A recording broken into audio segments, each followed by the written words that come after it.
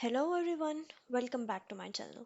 In today's video, we are going to discuss sovereignty and its types, which include legal sovereignty, popular sovereignty, absolute sovereignty, parliamentarian sovereignty, etc. So, question arises, what is sovereignty? Sovereignty is a full and absolute legal and political control exercised by a state over the action of its people and territory.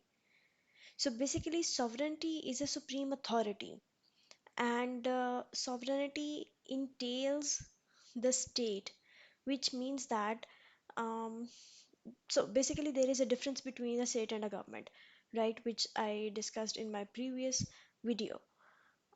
So the government does not have the absolute authority, but the state has, and state has sovereignty, and it involves authority over all others within the field of operation and the absence of any legal superior authority in the same field. So, it is said that there can be two bosses over over a company. So, if there are two bosses, they can run company in their own terms, which eventually deteriorate the reputation or the financial condition of the company. So this is the same thing as sovereignty. There cannot be two or more sovereignties. So there is only a sovereignty which is legalized by the constitution, and the state has this sovereignty. From where does the sovereignty originated? The concept of sovereignty was first developed in 16th century by European monarchs seeking to establish their authority over their territories. We have seen some feudal system, we have seen some oriental empires, Roman empires. So they were sovereign. They did not wanted to have someone other authorizing them, or they did not wanting them to be subordinate of other state. They wanted to have a full, ultimate, absolute, unlimited authority. So the term was originally understood to mean the equivalent of supreme power. So it was the supreme power which was assigned to the government by the state and legally by the constitution. However, its application in practice often has departed from this traditional meaning. Um, which means that somehow states enter into international agreements, international pacts, and treaties. So, somehow it is said that when you enter into an international agreement or international cooperation, you somehow depart your some part of your sovereignty. For example, if the child rights are not, well established in a country, and it is a signatory country of any other international organization, it is, make sure that the child rights in all signatory states are protected.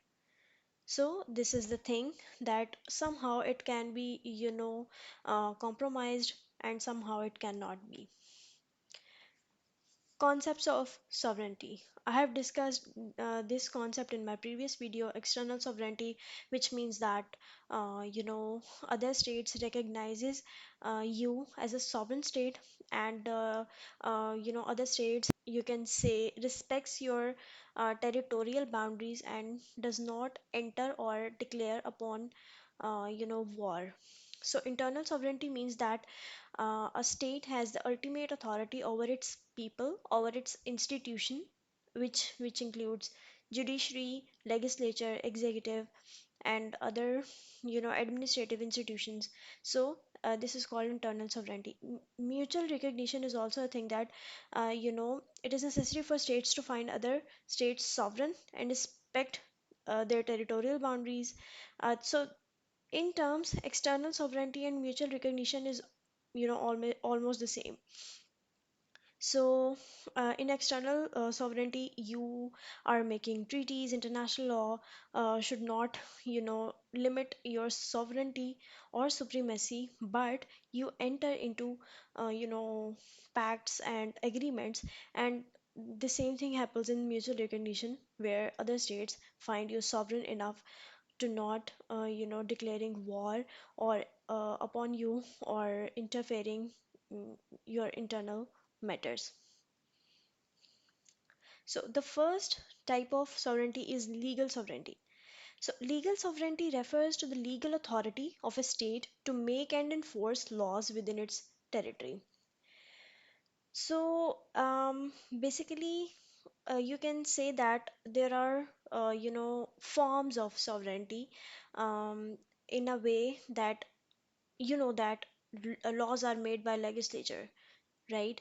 And making the law, the process of making law is a very, step by step following law. So basically, you have to present your bill, then your bill will be ratified. Then, if you are a parliamentary democracy, then after, signing from the parliament, it will go to the president, and the president will sign the, agreement or treaty or, bill or law, whatever it is, and then it will come again in parliament, and then that ratified bill will convert into a law, right? So this is the process of legalization.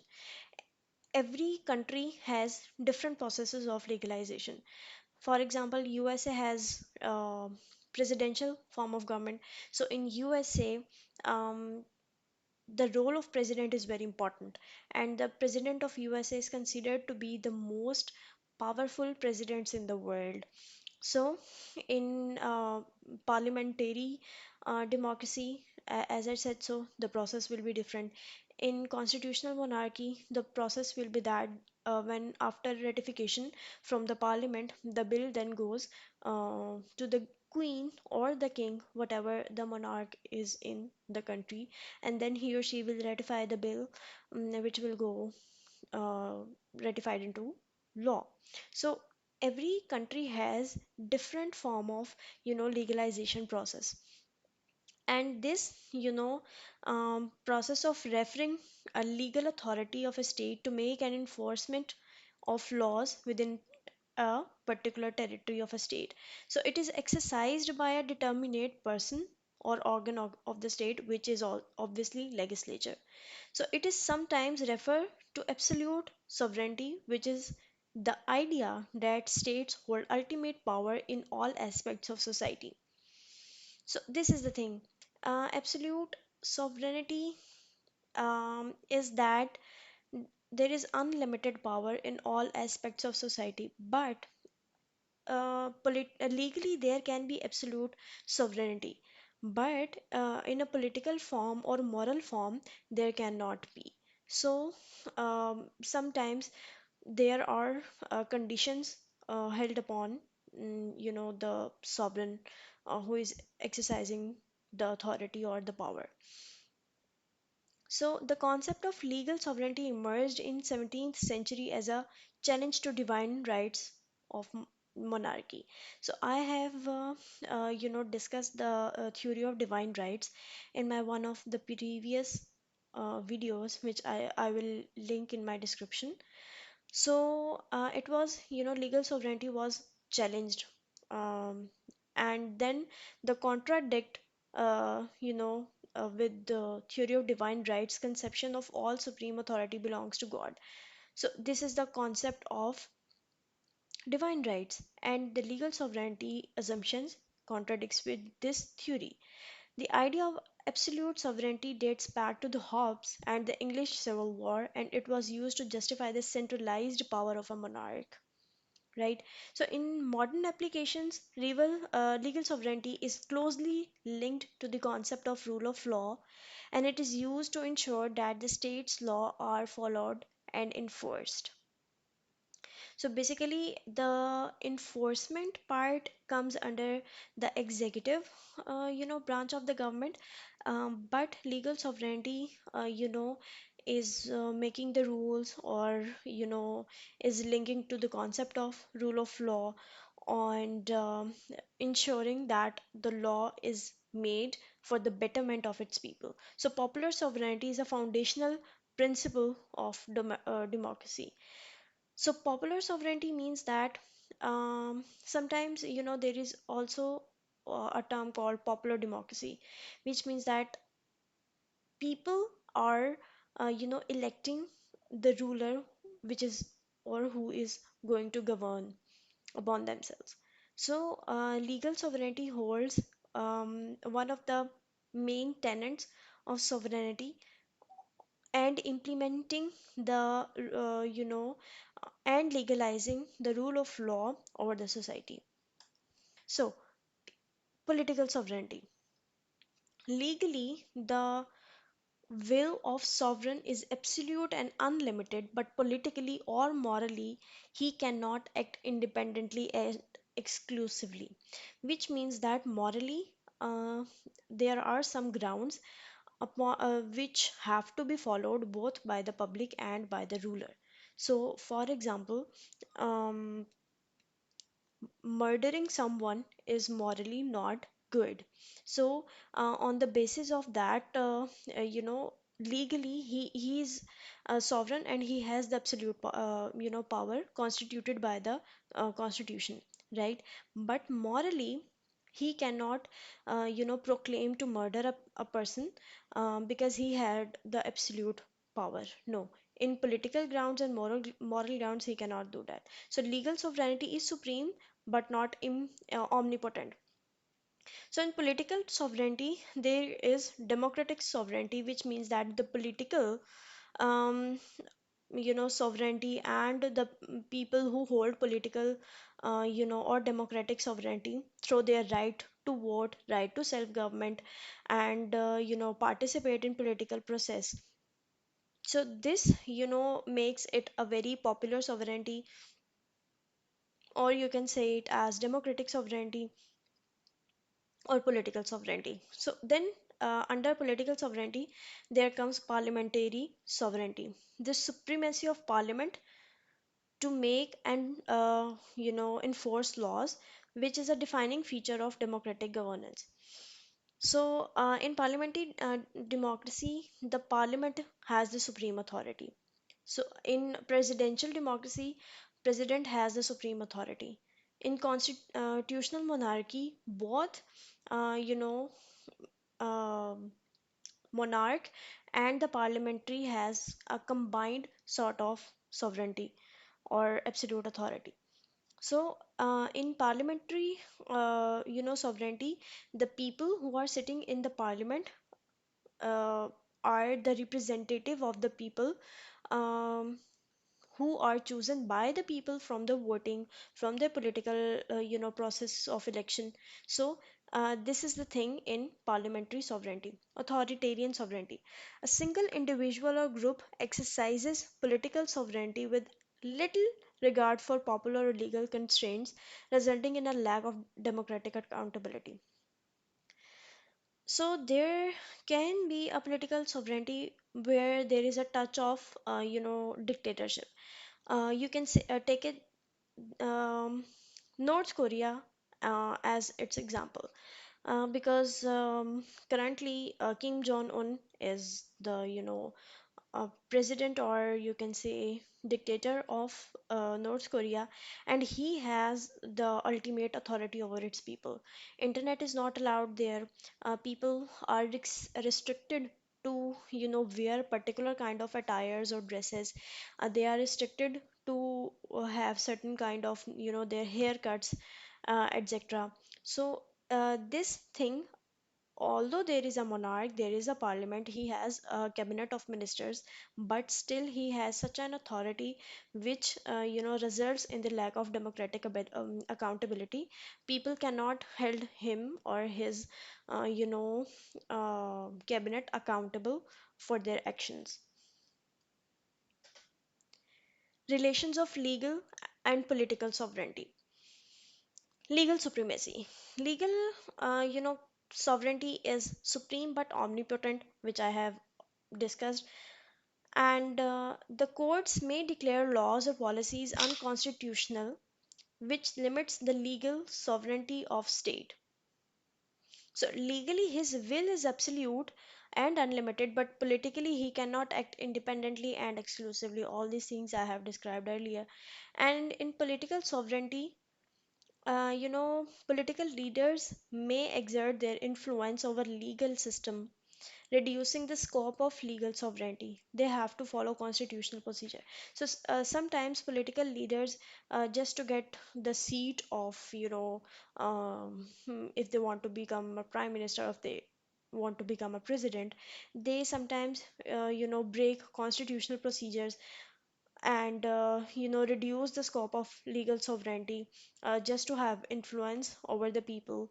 So there can be such kind of political sovereignty, but the political sovereign is the, you can say, the sum total of the influences and forces in a state, which states behind the law stand behind the law. So what is the overlap between legal and political sovereignty? In a direct democracy, as for example existed in ancient Greek city states, the two practically coincided, like Athens and Sparta's, because the people assembled and decided everything, right? So there was a Peloponnesian War between Athens and Sparta's, and in a modern and indirect democracy, which have representative governments responsible for the people or electorate. Popular sovereignty and Ritchie's theory. So, what Ritchie's theory proposes? He proposes that popular sovereignty is based on the common will of the people, which is expressed through participatory democracy. Participatory democracy um, uh, which directs that people participate in political processes. What can be political processes? It can be voting, it can be whole process of election, it can be decision making process, it can be anything related to the democracy. So popular sovereignty is the idea that people hold ultimate power in a democratic society. So in legal sovereignty, legalism and the law is sovereign. In parliamentarian democracy, parliament is sovereign. In popular sovereignty, people are sovereign. So this is primarily the difference between these, three kinds of sovereignty. So what, Ritchie's theory face criticism of, that some argue that the popular sovereignty can be used to justify a dictatorship, or that it is difficult to accurately gauge the will of the people, which means that the will of the people can easily be manipulated in a way that there are basically the three concepts upon which um, there can be a leader follower nexus. First, you know can be when the leaders desires and preferences matches with the followers desires and needs, then it is, the constitutional processes is very possible. The second possible condition is that the leaders references preferences and desires does not match the desires needs of its followers or the people, which can take in towards the hurdles in constitutional or in institutional processes. Third category is that the leader has so much powerful resources that if its preferences and desires does not even match with the followers desires and needs, then there are also highly chances, because of its powerful resources and wealth, there can be any institutional change. So the will of the people can easily be manipulated by easily manipulating them in many ways. A leader can promise like anything in return of vote, and when they get vote, they forget about it. So, Ritchie's theory faces a criticism that there is a vagueness of the theory, and there can be used to justify dictatorship. So, the intermediate character of the people there is, and the people can be, unpredictable or indeterminate. Um, their character cannot be determined, and the inherent impossibility of organizing the sovereignty of the people.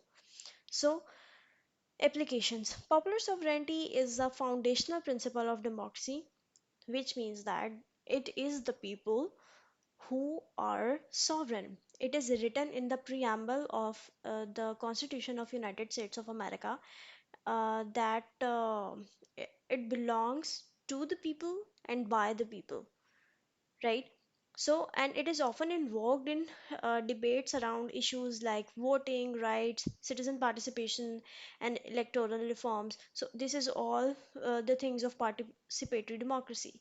And the growth of democracy, individual liberty, spread of education, and political awakening have increased the influence and importance of the idea of popular sovereignty.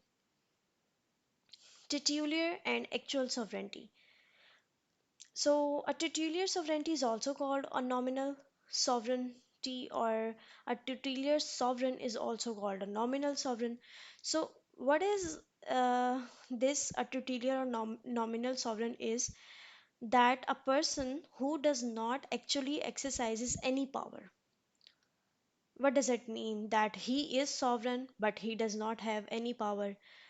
In like previous video and the video till now, we have discussed sovereign has power. It is either it is legal or parliamentary or popular or participatory. Sovereign has ultimate power, but a titular or nominal sovereign says it does not has actually power, which means that in a constitutional monarchy governance model, although there is monarchy, but they does not exercise any power. They just have to sign the treaties or laws or regulations, but in exercise they cannot do any powerful act. So for example, the king of England is a titular sovereign. He is also called our sovereign, the lord of king, that he is the sovereign, but he is really a figurehead and a mere shadow of a great past, but does not exercises any actual or sovereign power. So, in actual sovereignty, the real power and authority is in the hands of the actual sovereign. And actual sovereign can be, you can say the parliament, the prime minister, the president, or sometimes the cabinet, or sometimes the monarch. It depends upon the governance model of a country. So for example, in North Korea, um, Kim Jong Un has the actual sovereignty, right? In United States, the president has the actual sovereignty. In India, the prime minister has the actual sovereignty. In United Kingdom, the prime minister has the actual sovereignty, although there is no parliamentary democracy, there is constitutional monarchy, right? So let's take an example of UK system. The you can say king, nowadays King Charles is the king of the England. So king is a titular or nominal sovereign of the UK, while the prime minister is the actual sovereign of the UK. So this is the main difference between the titular and actual sovereign. Partial sovereignty. So sometimes in sovereignty, states have to let go of some part of their sovereignty, while they are, taking part in international cooperation, um, in the form of organization, treaties, or agreements, which I have discussed a lot, and in shared sovereignty, which refers to a situation where multiple actors or level of governments hold power over the same territory or population, which means that confederation. United States was never made a federation. Now it is a federation, but when in 1778, when United States was formed, it was formed in the form of confederation. When 13 states decided to share their sovereignty, but they did not let go of their all sovereignty, right? So indigenous sovereignty, where the indigenous people often assert sovereignty over their traditional territories as a means of resisting colonialism and promoting self-determination. There can be some types of, tribes who try to assert their sovereign over their traditional territories, just to promote their self-determination, just to promote their, culture and tradition.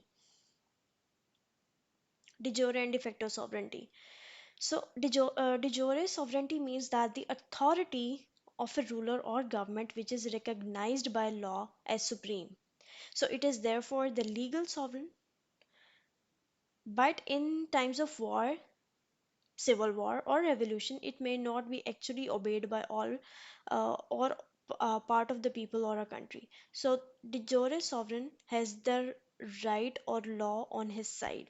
So, basically, he is the legal sovereign, which is, appointed by a legal proceeding of any governmental model of governance, right? So, legal or nominal, when you nominate your sovereign, recognition of states' sovereignty by international community, regardless of whether the states is actually able to exercise full control over its territory or population.